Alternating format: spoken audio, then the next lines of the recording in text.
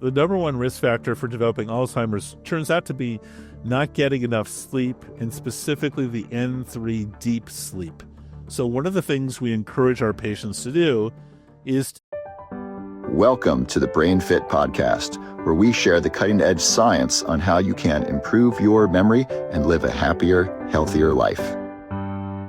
My name's Robert Love. I'm a neuroscientist, and I have a medical clinic in Florida where we are reversing Alzheimer's in our patients. Today, I'm interviewing Dr. Josh Helman, a medical doctor trained at Harvard, and he is my business partner in the medical clinic. He is the chief medical officer of Brain Power Clinics, our medical clinic here in Florida. Today, we're talking about supplements that help improve memory and can even help reduce the risk of Alzheimer's disease, behaviors that are improving memory in our patients, and he even shares the details of what we're doing in our clinic to help our patients not only improve their memory, but actually reverse Alzheimer's disease. So here is Dr. Josh Helman.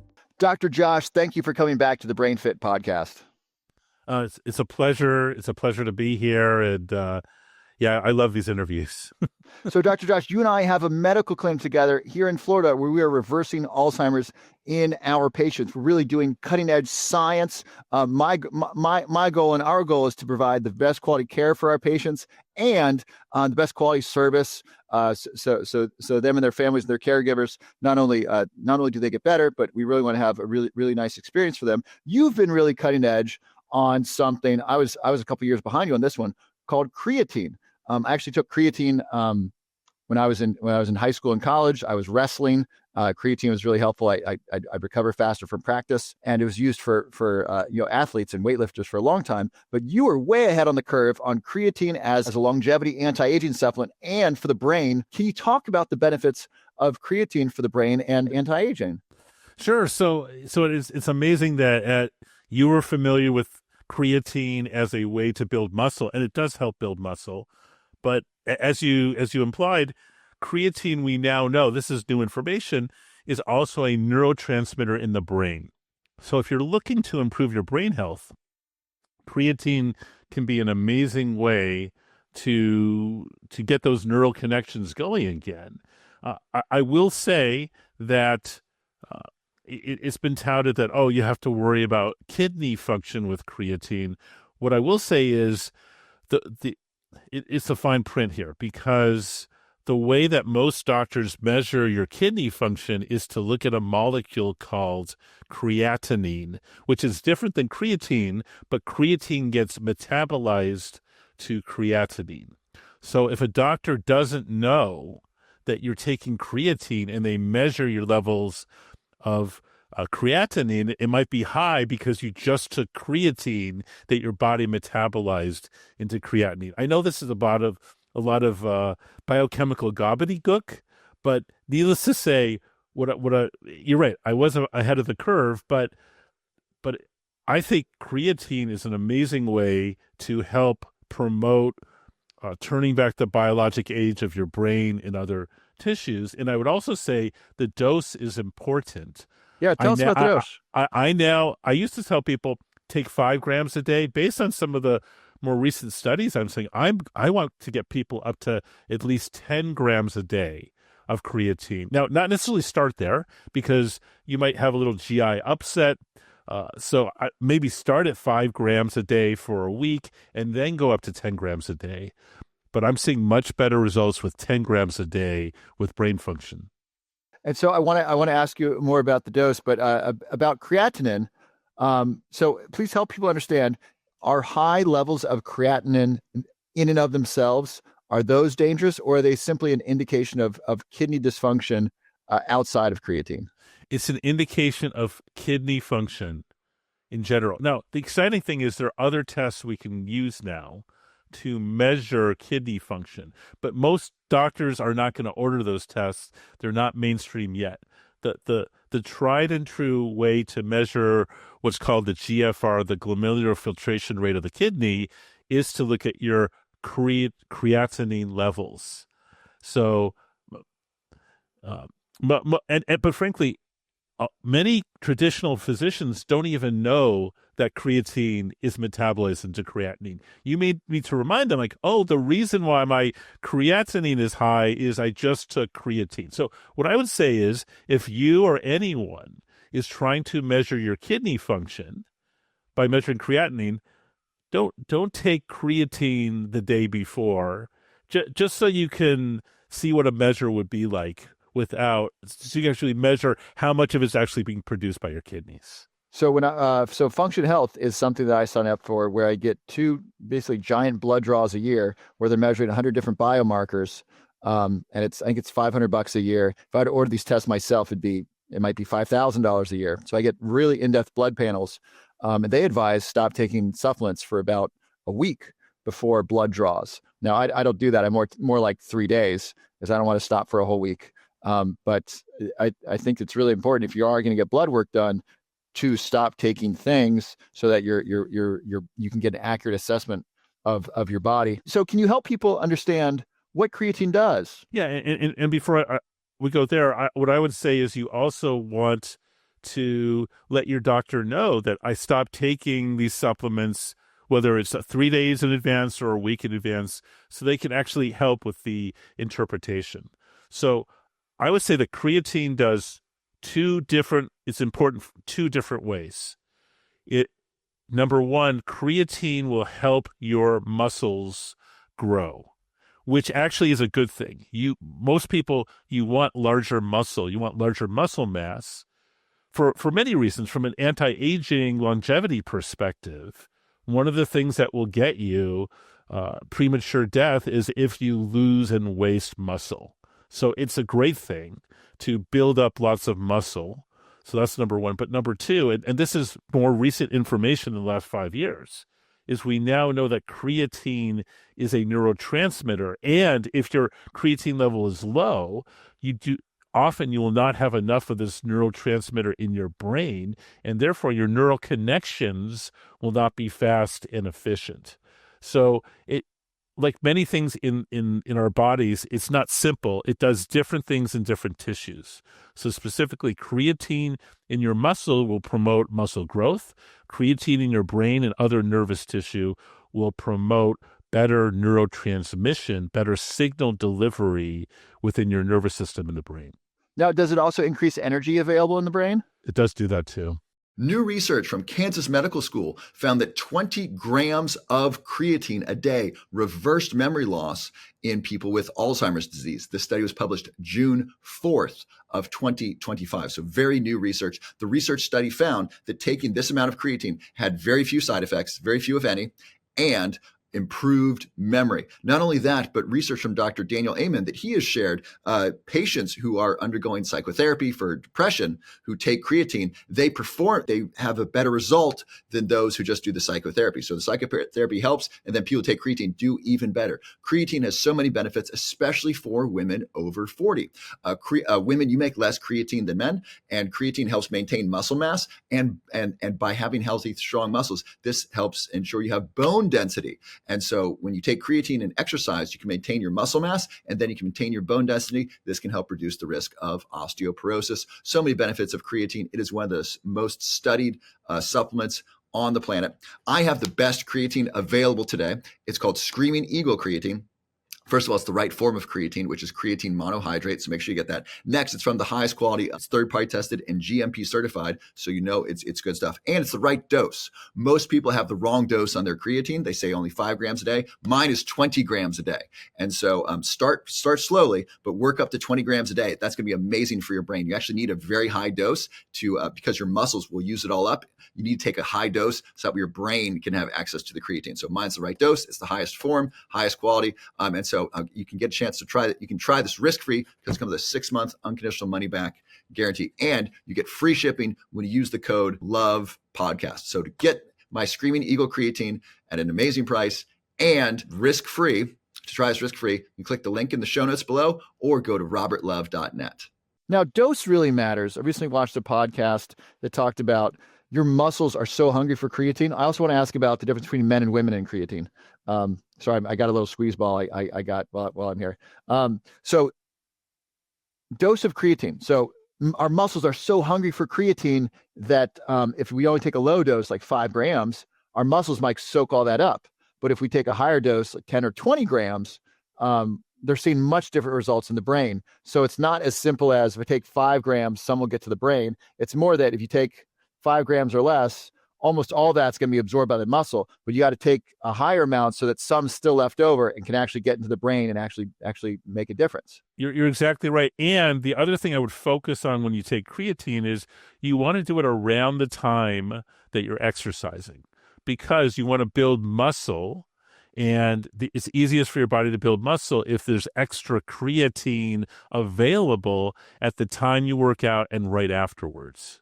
Oh, so take a creatine before and or after exercising. That's a really good time to do it. Correct. It's going to be much better than if you take it 4 hours after you work out, for example. So when I was in high school, I wrestled, and my Spanish teacher was the chess coach, and he said testosterone levels before two men sit down and play chess are higher than any other sport aside from wrestling. So wrestlers got the highest testosterone before they step out on the mat because they're about to fight someone. After that, it's wrestlers, and then football players and, basketball, everything else, which I thought was really interesting. Now, I mentioned this because chess players burn a ton of calories sitting and playing chess because they're thinking so much. So our brains are only 2% of our body weight, but they use a giant amount of our energy, like 20% of our energy. So if you sit there and think all day, you're actually burning a ton of calories. And so my thought is, creatine's been a performance-enhancing supplement for sports. I'm curious now if high doses of creatine are going to become a performance-enhancing supplement for chess. Yeah, I like it. Now, unfortunately, the world's best chess player is now a computer, so I don't think computers need creatine. But if the human players, can I ask you a question about creatine? Yeah, of course. What form of creatine? I know you make a powder, but what form do you take? So so it's creatine monohydrate. Got it. And that's been the most studied creatine. It's the most absorbable as of right now. And I take 20 grams of creatine. So it's a great study, as you know. What I love about our work and our circle of friends is as soon as there's cool research, someone's sending it to us, right? So I think it might have been Dr. Heather Sanderson who sent me the creatine study.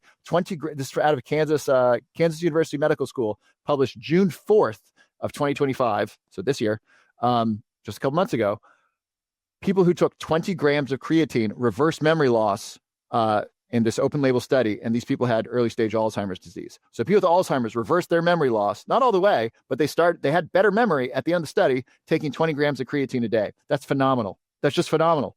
And creatine's inexpensive, and it's safe, and it's readily available. And there's basically, taken correctly, there's very few, if any, negative side effects. Also good for your muscle health, good for aging.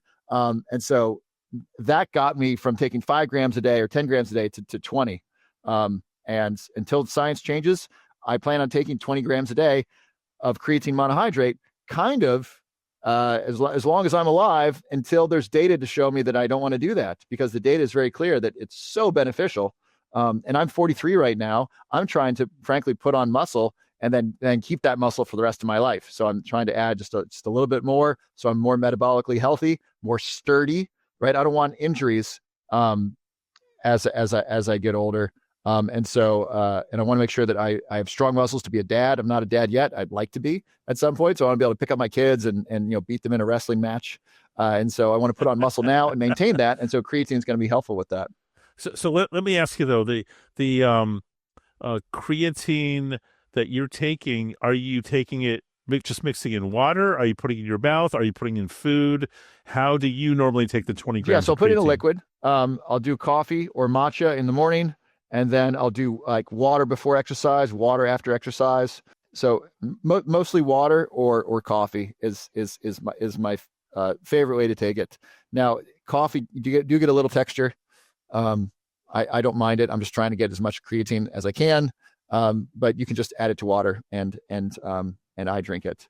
That's what I like to do. So how is it that you were so far ahead on the curve of creatine? You were talking about this when no one else was. Why? What did you see in the scientific research that had you say, I think creatine's a big deal, even though no one else is talking about it right now? I have an unfair advantage. And that unfair advantage is I was literally studying biochemistry as a teenager. So this is like, how people learn French or foreign languages? Biochemistry is the language I learned. So I knew from a from a very early age that creatine is critical to metabolism in muscle. And I saw some of the research of creatine being a neurotransmitter. So, yeah, it's something that I've as a nerd been studying for many decades. So I've been what's exciting now is that I find that the pace of information is improving, because it used to be, when I was a teenager, to learn these things, you had to get a textbook or find journal articles in the library and find the article. Whereas now it's all available on computers. So I think it's not just me. Now all this information is available. Here's another pearl that's really important about creatine.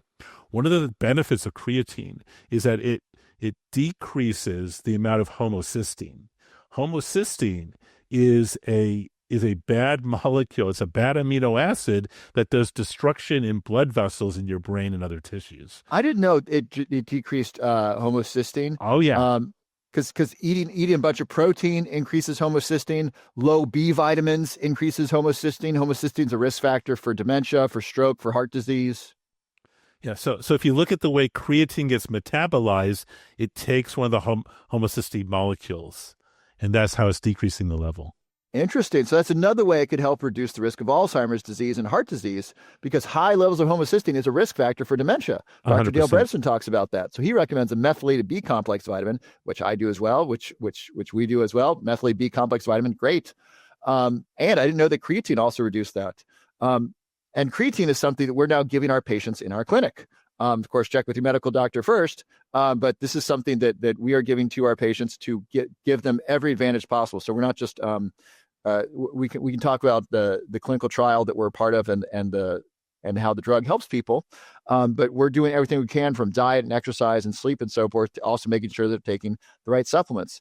So a lot of people want to know how to prevent Alzheimer's, how to reverse Alzheimer's. Can you share a little bit about what we're doing with patients in our clinic? Let's start with the free stuff first.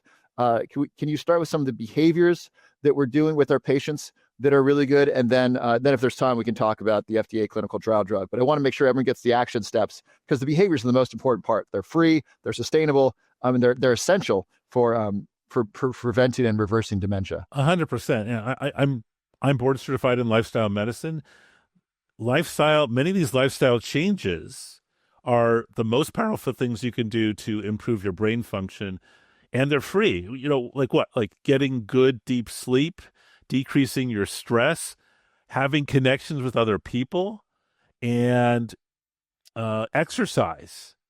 So, and eating whole foods, plants, fruits, vegetables. So many of these things are free or low expense to improve your personal lifestyle. Now, it may not. People like, I don't like exercising, and I get it. I personally, when I'm about to start exercising, I'm like, oh, do I really want to do this? But then after I get my morning workout, I feel amazing. So it's one of these, like, do I want to? Is it okay being a little bit uncomfortable for a few minutes in exchange for feeling amazing the rest of the day? I think it does, because exercise, as you've mentioned before, stimulates the release of BDNF, brain-derived neurotrophic growth factor, which stimulates new neuron growth and then connections, nerve-to-nerve connections. Yeah, can you talk about the benefits of exercise? So increases growth factors that are really good for the brain. Why else is exercise so powerful for preventing and reversing Alzheimer's? Yeah, because when you exercise, you improve your metabolic health. And as you mentioned before, the brain is a very highly metabolic organ. It often uses 20% of the energy in the body is used in the brain. And so it makes sense if for some reason you're not producing enough energy for the brain, that it's going to have problems. So you're basically priming the pump by exercising, and especially if you exercise hard. So I don't want anyone to exercise hard without, to go from nothing to exercising really hard without talking to their doctor. But in general, when you exercise hard, you basically stress the human body. And when you stress it, it gets stronger. it says, hey, I need to produce more blood supply. I need to grow muscles. I need more neural connections because the body is being stressed. And this is good stress. I'm not talking about the stress of, having to check your phone every 5 minutes. I'm talking about, as humans, we're animals. We're designed to be active. We're not designed to be lying down on the ground all day or in bed all day. We're designed to be active. Now, what kind of exercise do you like? So I like 3 different categories. I like balance, I like weightlifting, and I also like cardio. I think all 3 of those are really important. But if I had to pick one of all those, is you want at least a few minutes of exercise to get your heart rate up to the point where you are so winded you can't talk to someone else. I have a funny story about exercise. So I recently went to Mexico and got a stem cell treatment at one of the top stem cell clinics in the world. And one of the ways to get the maximum benefit is to not exercise for 2 weeks after a treatment.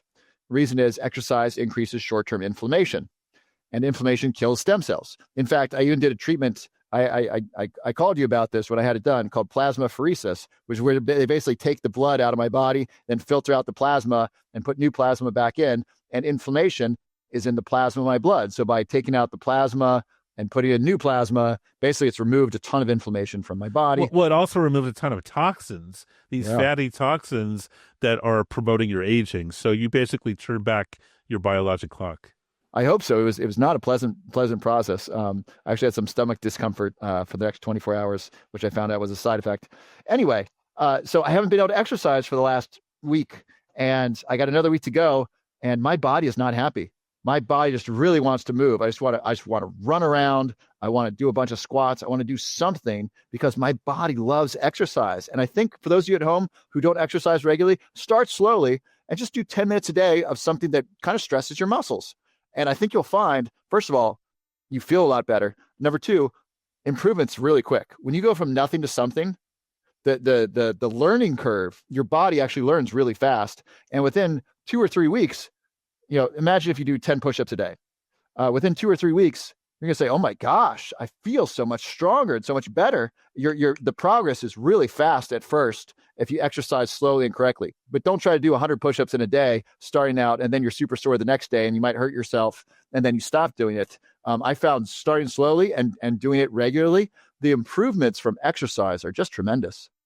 Yeah, I found the same thing. And I remember years ago when I was doing a 20-day water fast, I wanted to exercise, but when you're water fasting, you couldn't exercise either because literally you don't have any energy. And if you choose to exercise while you're doing a water fast, your body is going to preferentially take the energy from your muscles and you lose muscle mass. So, but I have a similar frustration that I want to exercise, but I've got no energy. So yeah, it's craziness. It just feels so good. So let's talk about some of the foods we are asking our patients not to eat. Let's talk about foods to avoid because they increase the risk of Alzheimer's. Now, we're not playing the food police, and we're not insisting that they don't eat these things, but we're pretty much asking if you're going to be in our clinic and you're going to work with us, we really want you changing your diet. Basically, we're asking you to reduce alcohol and soda and these other things because it's really, really important. Can you talk about the foods to avoid and why this is so important for reversing Alzheimer's and reversing memory loss? Yeah, so we may not be the food police, but I've definitely seen your videos at Costco about this. I do tell people what to eat and what not to eat, but it's totally up to them. I have strong, informed opinions about these things. So in my opinion, you want to eat lots of plants, whole fruits, whole vegetables, and you want to stay away from added salt, oil, and sugar. You want to stay away from processed foods because processed foods end up doing damage to your blood vessels. And we know the brain is a very vascular organ. So we want your blood vessels in your brain to be as healthy as they can be. If you or someone you love has Alzheimer's or another form of dementia, I want you to know there is hope. Alzheimer's is preventable and it is even reversible. In fact, we are reversing Alzheimer's in my medical clinic here in Florida. My partner and medical director is Dr. Josh Helman, a medical doctor trained at Harvard who specializes in preventing and reversing Alzheimer's disease. And we are reversing Alzheimer's in our patients. If you'd like to learn more about working with us to both prevent Alzheimer's and even reverse Alzheimer's and reverse memory loss associated with other forms of dementia, we would love to hear from you and send you some free information so you can learn what we are doing and see if it's a fit for you to come down and work with us in our clinic. We also work with other clinics around the country to help patients both prevent Alzheimer's as well as to reverse Alzheimer's and reverse memory loss associated with dementia. So if you'd like to learn more, go to brainpowerclinics.com. Go to brainpowerclinics.com and then enter your information. We will send you some free information, and then we hope to work with you if we can be helpful to you to help you prevent and reverse Alzheimer's disease. And so can you talk about some examples of specific foods we want and kind of the negative impact they're having on the brain? Sure. So the negative things is, for example, if you were to eat a Twinkie or basically anything that's shelf stable for years and years and years is not going to be a whole plant that has lots of phytochemicals. Basically, if you eat a plant, a fruit, a vegetable, a whole grain that's got color, those colors are coming, for example, a carrot will have carotenoids, and the orange color of certain carrots, the orange is from the carotenoid pigment, which not only helps the eye, but it helps other tissues in the brain to keep down inflammation. And you've gotten me off of a particular food, sushi.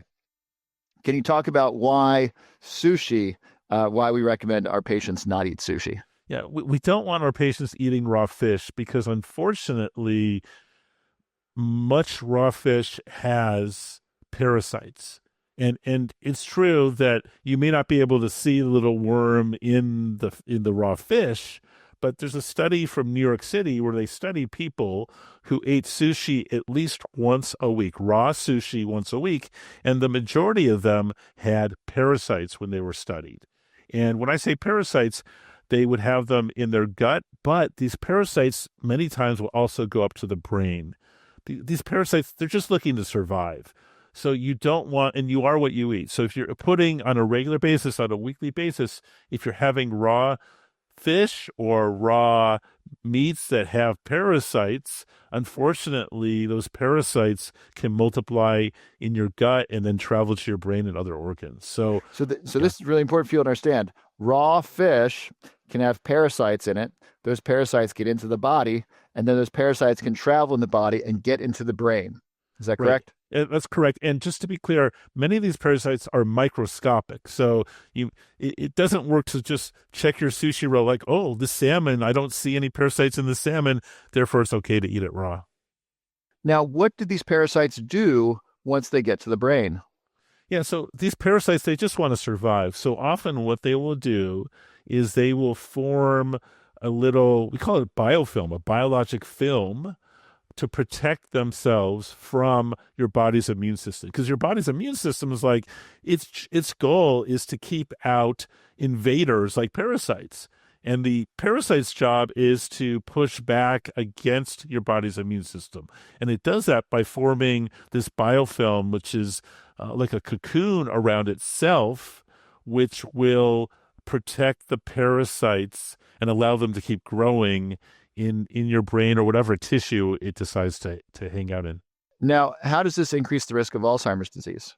Sure. So what happens is, on a couple levels. Number one, if the parasites actually go into the brain tissue itself, it can do destruction to the normal anatomy of that part of the brain. That's number one. Number two, those parasites will often trigger your body's immune system appropriately because your body's like, hey, I don't want these invaders.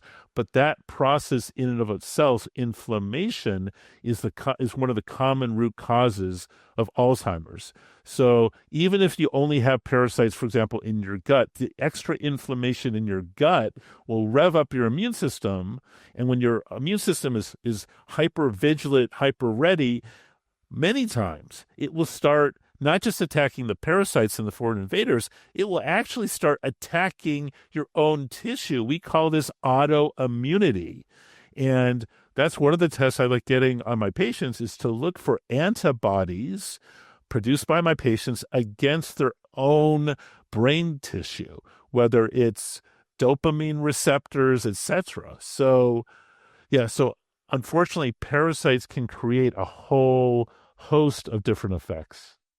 What else are we doing with our patients to help them prevent and reverse Alzheimer's? So exercise is really, really important. Avoiding the foods that harm the brain. We just talked about sushi, high sugar, processed foods that increase inflammation, eating a diet rich in healthy plants, that they get rich in polyphenols, anti-inflammatory foods that nourish the brain.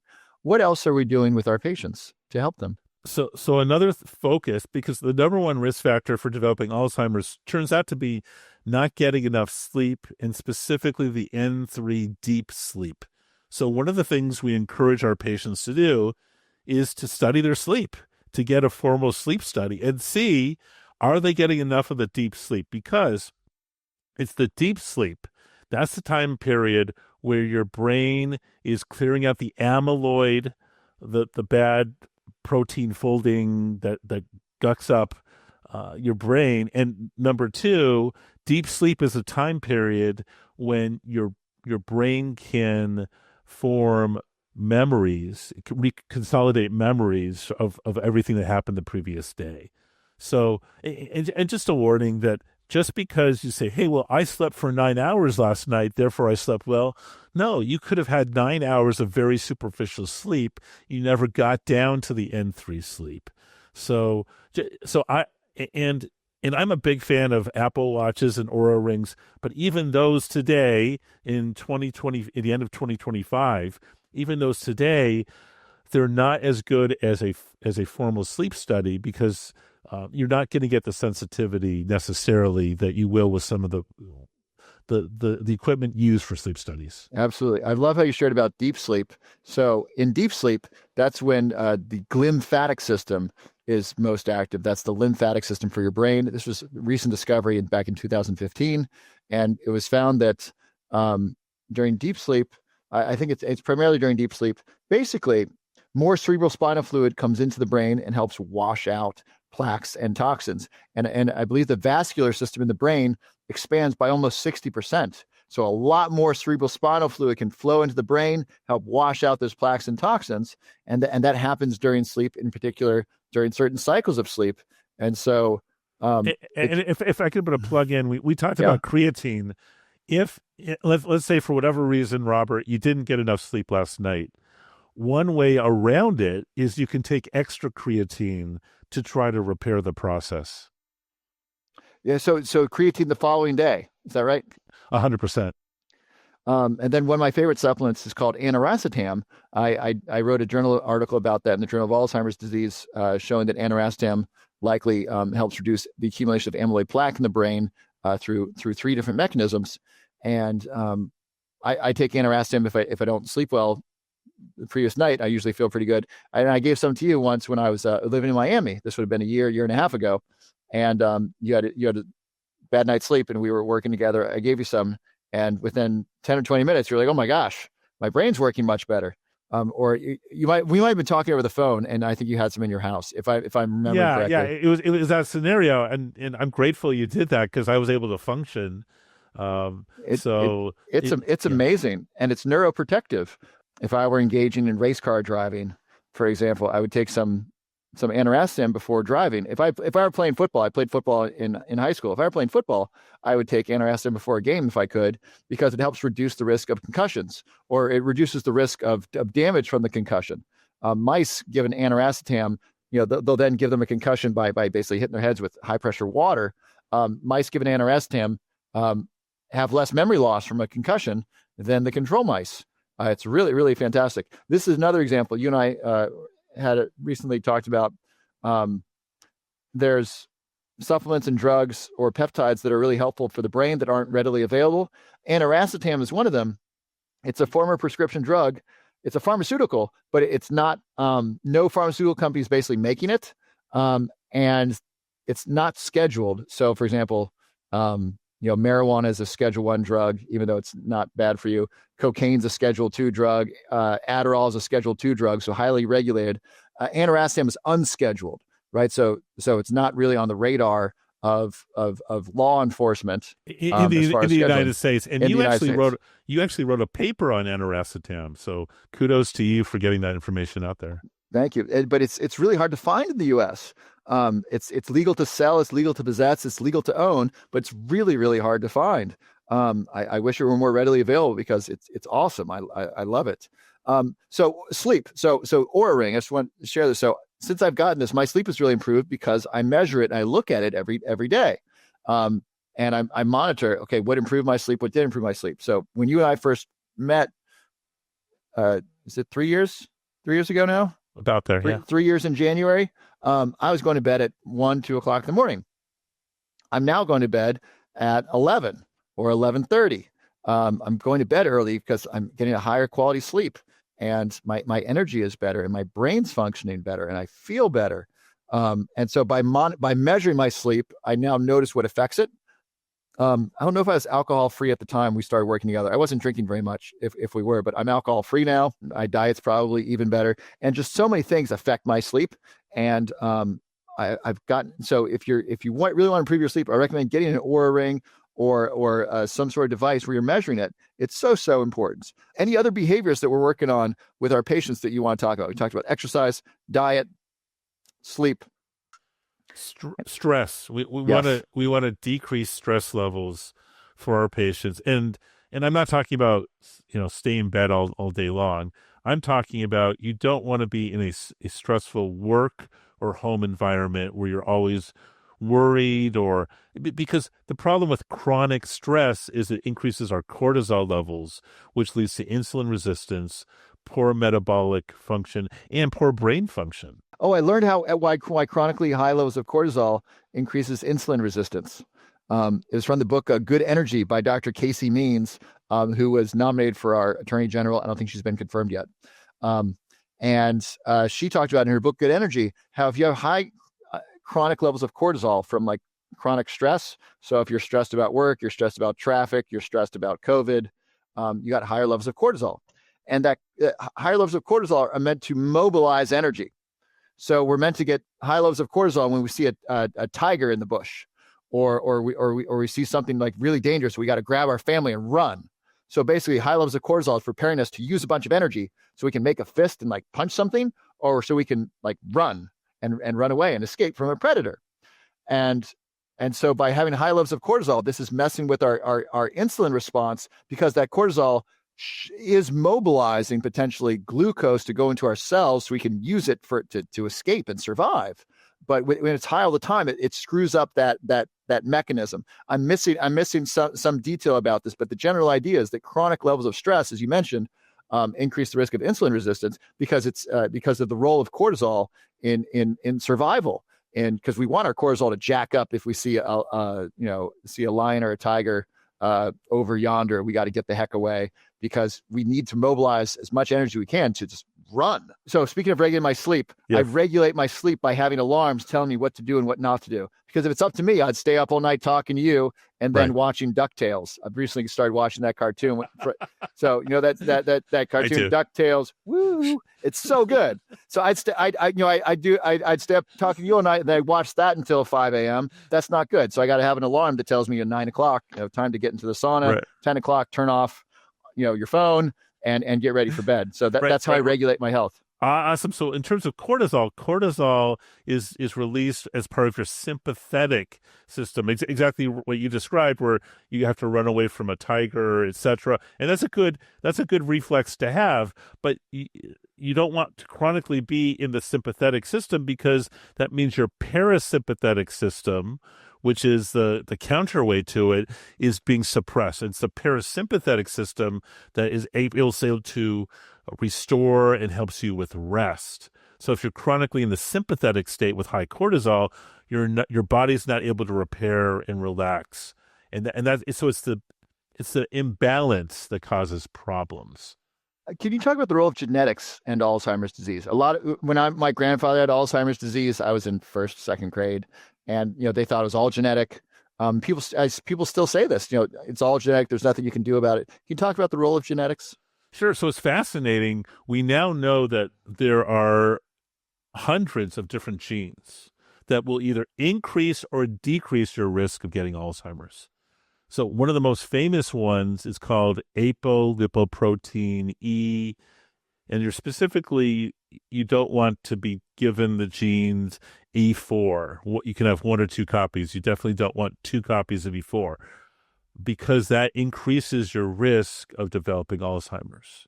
But the good news is, I would suggest that people find out their genetic status, because if you happen to be ApoE4, one or two copies, you can actually decrease your risk back to normal if you do the right things with the lifestyle things we just talked about.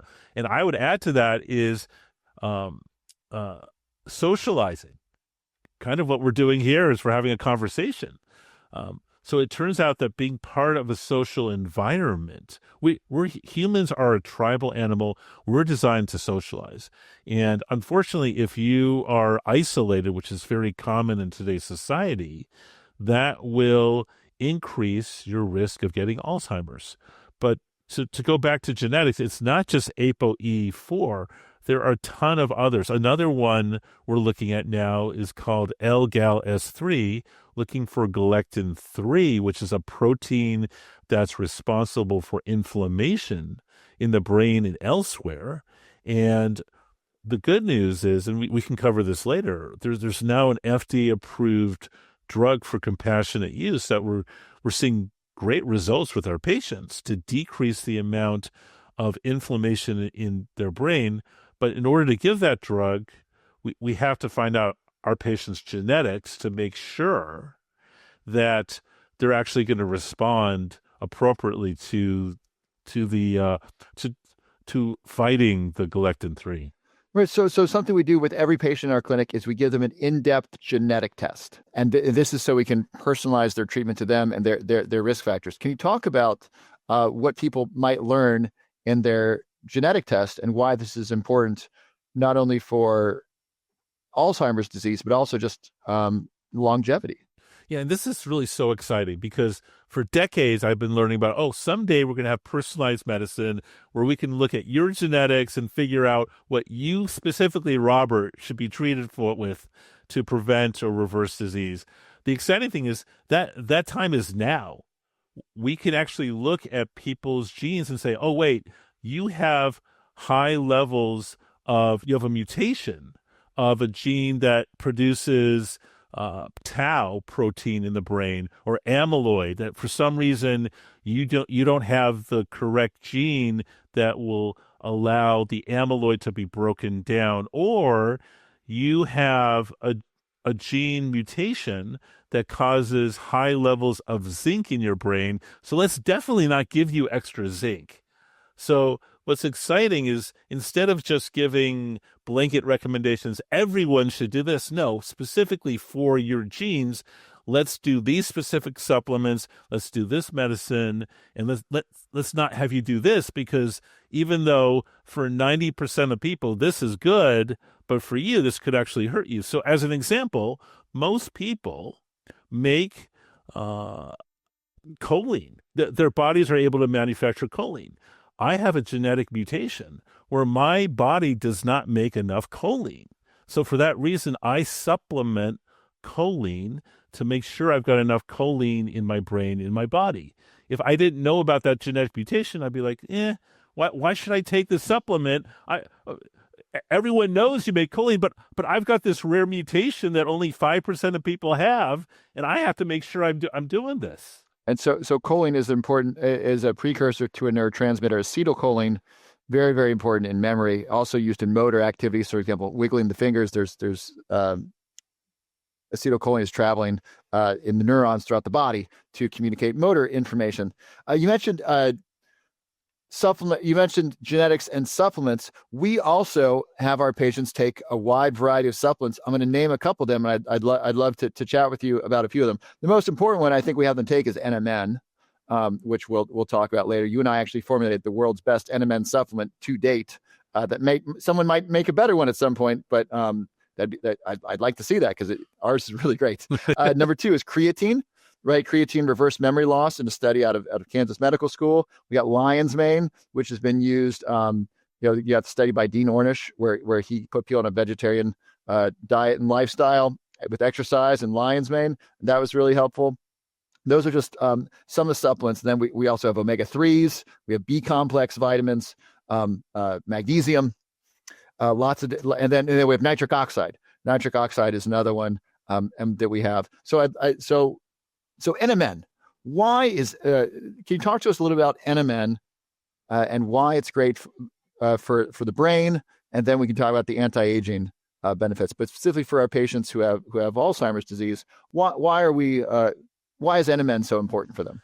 Sure. So NMN stands for nicotinamide mononucleotide. It's NMN, not M&Ms. Those M&Ms are not health promoting. So it's NMN. And the reason we have our patients take NMN, I know this is an alphabet soup, it increases the amount of NAD in their cells. And NAD is a very important cofactor for energy production and removing toxins. So that's why NMN it's an important supplement for our patients. So NMN increases energy in the brain. It also increases memory, and it helps decrease toxins. True. So, Dr. Josh, why is NMN so great for anti-aging? It's one of those powerful anti-aging supplements, and large companies are trying to actively stop people from getting it. I got a cease and desist letter from a giant supplement company. Anytime I tell people what the name is off camera, they say, "Oh yeah, I know that company." So they sell a competing product. So a lot of people are talking about NMN. Some companies are trying to prevent people from getting NMN. Why is this so good for anti-aging? Yeah, so basically it resets 3 primitive biochemical pathways that are conserved not just in humans, but dogs, cats, plants, even all the way back to yeast. And those pathways, number one is sirtuins, the second one is AMPK, and the third one is the mTOR system. Now, you don't necessarily have to know those 3 names, but the important concept here is we're actually helping to turn back the clock that normally ages our cells, including the cells in our brain. And it even helps repair DNA. True. That's what the sirtuin pathway does. So just so people know, you and I have a financial relationship with NMN because we have a formula together. So this is the highest quality NMN that available today. So you and I have this Dr. Love, Dr. Josh. So we added 2 things from your recommendation to make this better than anything anybody else has. So first, it's NMN beta, which is the right form. Number 2, it's 1,000 milligrams, which is the right amount. So we got the right form with the right amount. But we add something no one else is doing, which is TMG and a methylated B complex vitamins. Why are TMG and methylated B complex vitamins? Why are those so great to add to NMN? We don't want to hurt people. And it turns out the way NMN gets metabolized, it needs what are called methyl groups, which are just a carbon with 3 hydrogens. Now, in some patients, depending on your genetics, the metabolism could actually deplete, meaning the amount of methyl groups would go down. We added TMG, trimethylglycine, because all those methyl groups will help protect you and make sure you're not that you have enough methyl groups and that the metabolism of this molecule doesn't hurt you. So methyl groups are important in the NAD cycle, and if you don't have enough methyl groups, taking NMN might run you out of methyl groups and deplete that. And so this helps make sure that you have enough for the NAD energy cycle. And the same thing with the B vitamins help with the similar biochemical pathways. NMN is one of the most powerful anti-aging and longevity supplements available today. And research shows that NMN helps reduce the risk of Alzheimer's disease in 9 different ways. Here are just some of the benefits of NMN. NMN helps repair DNA. That's a direct anti-aging benefit. NMN increases energy. NMN improves memory. NMN improves blood flow, so it delivers more oxygen and nutrients to your cells. NMN helps protect mitochondria. NMN improves energy production from mitochondria. NMN also improves your gut bacteria. And a research study published in the journal Science found that NMN reversed insulin resistance in women with pre-diabetes. So NMN helped reverse resistance. That journal article is published in the journal Science. So many benefits of NMN. I have the best NMN available today. I designed this with a medical doctor from Harvard, Dr. Josh Helman. So ours has the best formula. It's the right kind of NMN, NMN beta, that's the shelf-stable form, and it's got 2 bonus ingredients, trimethylglycine and B complex vitamins. These contribute methyl groups, which allow you to use NAD and NMN more effectively. So this is the very best formula of NMN. It's the highest quality, third-party tested, GMP certified, and you can try it risk-free because it comes with a 6-month unconditional money-back guarantee. And you get free shipping on it when you use the code LOVEPODCAST. The code is LOVEPODCAST at checkout. That saves you $10 for free shipping. So to try this absolutely risk-free, to get the many benefits of NMN that are backed by scientific literature, you can click the link below in the show notes or go to robertlove.net. And then B vitamins are so important for the brain. Research from Dr. David Smith at Oxford found that those who take a methylated B complex vitamin and fish oil have a 30% reduction in the risk of Alzheimer's disease. You need both. You need healthy omega-3s and B complex vitamins because if you're missing one of them is not helpful. Right. So there are a bunch of studies on fish oil, good for the brain, bad for the brain. They couldn't tell. B complex vitamins, good for the brain, bad for the brain. They didn't know. But when you mix them both, omega-3s and B complex, methylated B complex, that's when you get the synergy because your brain needs both of these things to operate well. So I know we're running out of time here. I'd love to help you understand the full scope of what we're doing in our clinic. So we're doing behavior. We got great coaches helping people making sure you're doing the right lifestyle stuff. That's essential. You can get started right now. If you're watching this, you know what to do. Number 2, we're doing great supplements. Everyone's getting NMN, everyone's getting creatine, they're getting lion's mane. And then there is the FDA clinical trial drug that's only available to a few doctors in the United States. You are one of them. You are the medical director for our clinic. And you have access to this, which is why most neurologists and the vast majority of doctors don't know about it in the United States because they're not part of the clinical trial, Right. And they don't know about it because it's not public information. Well, it's public information, but it's not. There's no drug rep going to their door and educating them on it, which is how doctors learn about new drugs, right? Someone Right. from is it Johnson & Johnson shows up with Viagra and says, "Hey, here's a great drug. Give this to your patients." No one's doing that with this drug because it's not available to everybody yet. Viagra is Pfizer, but it's yeah, Pfizer. Okay, I got the drug wrong. By the way, I love this. I love the study on Viagra that those who take Viagra have a 69% reduction of the risk of Alzheimer's disease because of the blood flow, which is through just great. through nitric oxide, exactly. Yeah, I love that study. It was a large insurance study that came out in Christmas. Maybe it was 5 years ago. That was a great study. So can you talk about the clinical trial drug that we're doing, what's involved, what the process is, and how it helps patients? Sure. So it helps patients. First of all, it's given intravenously once a month for 6 months, and it helps turn down the amount of inflammation in the brain. And what's exciting is we're seeing improvement often after just one dose. We're seeing the inflammation turn down in the brain, which in turn will improve brain function. People are getting their memory back. They're able to think clearly and interact with people more quickly and better. So we're seeing good results with it. And the other important thing is we're not seeing any side effects, no serious side effects. Unfortunately, some of the other new drugs on the market, a third of the patients will get brain bleeds and brain swelling. We're seeing 0 serious side effects. So it reduces inflammation, which is a major risk factor of Alzheimer's disease, and it also helps with the brain's immune system, which you've mentioned how important that is. No serious side effects. In fact, no side effects that we've seen. I think there's one instance of someone had bruising or swelling at the point of the IV site, which is very normal for any IV thing. And then it's for people to know this is something we do in our clinic in person, and is an IV drug administered once a month, and we require a 6-month commitment to make sure that people get the benefit. So you have to come into the clinic in our clinic in Florida once a month, and we're in West Palm Beach County. Anything else you want people to know? Oh, it's only available to certain people. Can you tell people who is eligible for this clinical trial drug? Sure. So normally it's people over the age of 50, and you have to have tried and failed a traditional Alzheimer's drug like Aricept or Namenda. Now, don't worry if you've never taken those drugs. We can also start you on a trial of that before we apply for this new drug. And then what else? They need to have the genetics test. The genetics test, that's an important first step, but they need to have a substantial memory loss. Correct. Yeah.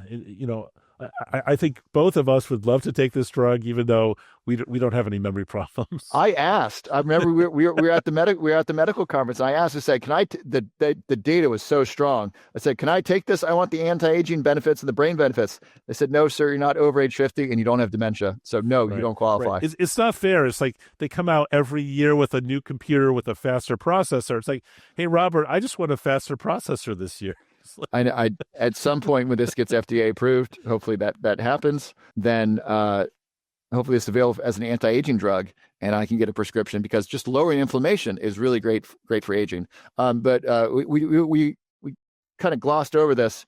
This is only for people who have basically early stage dementia or a diagnosis of Alzheimer's or some other form of dementia. It could be Lewy body dementia, Parkinson's dementia, but this is for people who have substantial memory loss over the age of 50. It's either mild cognitive impairment, which is substantial memory loss, or you've been diagnosed with Alzheimer's. It's not just for people who have, the occasional brain fog. This is for people who have who are either diagnosed with Alzheimer's or some other form of dementia, or mild cognitive impairment. This has been great, Dr. Josh. Anything else you want to share? I'd love to end with a story from one of our patients and how they've been helped. Sure. So, I'm thinking about Susan, who, when I first met her, was having trouble not just remembering things, but getting things done. And after just one dose of this new investigational drug, she was super organized, talking faster. And I remember being frustrated with her because I wanted her to fill out some paperwork, and she said, "Oh, I'll bring it next time," and she didn't. But after she got the new drug, it's like it wasn't just like, "Oh, I'm doing better." She actually showed me she had filled out the form correctly each page. So I love it when actions speak louder than words often. And I loved how her friend came with her each time, her childhood friend. Right. And they'd hang out for the day, and they'd go out to dinner. And she shared how much her friend had improved. And she said, I feel that I got my friend back. Yeah. She remembers times from our childhood. I'm getting kind of flushed just thinking about this. It was so beautiful to have her say, I got my friend back, and she's doing so well. Yeah. It's and she told me, you gave me my life back. So yeah, it was beautiful. Well, Dr. Josh, it's an honor and privilege to work with you. You and I are good friends, and so it's nice. It's great when we get to hang out outside of work. We usually talk about work because that's what we do, and so it's great to have you on the podcast. So you have a great podcast as well. I did an episode with you recently.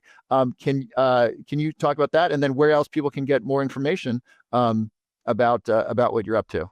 Sure. So the podcast is called Alzheimer's Breakthrough with Dr. Josh. The fastest way to find it is just Dr. Josh, drjosh.com/podcast. And to find out more about what we're doing, you can go to my website, drjosh.com, drjosh.com. And then you've got brainpowerclinics.com with our work together. So that's right. If you're interested in working with Dr. Josh in our medical clinic, brainpowerclinics.com, and then Dr. Josh's podcast, drjosh.com/podcast. Great website, drjosh.com. You are way ahead of the curve. You are ahead of the curve on creatine, and you're ahead of the curve on the World Wide Web, because drjosh.com is a very valuable website. Dr. Josh, thank you so much for being here. This was lots of fun. Robert, peace and plans. Thanks for having me.